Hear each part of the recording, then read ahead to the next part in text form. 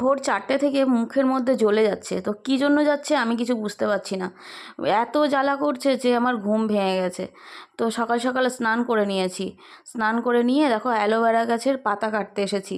Aloe vera গাছের পাতা দিলে নাকি অনেক রকম সমস্যা ভালো হয়ে যায়, স্কিনের জন্য অ্যালোভেরা জেলটা খুব ভালো। তো এই কারণে আমাদের বাড়িতে অ্যালোভেরা গাছ ছিল, গাছটা একটু পাতা কেটে নিয়েছি, নিয়ে দেখো ওই সাইড দিয়ে কেটে নিয়ে ধুতে যাচ্ছি, কারণ এর সাইড দিয়ে কাটলে দেখবে একটা হলুদ রকমের রস বেরোয়, ওই রসটা নাকি স্কিনের জন্য খুবই ক্ষতিকর। তো ওই কারণে ওটাকে ভালো করে আমি ধুয়ে নিলাম। ধুয়ে নেওয়ার পরে আমি ঘরে চলে আসছি। এবার এটাকে আমি ভালো করে মুখের মধ্যে অ্যাপ্লাই করব।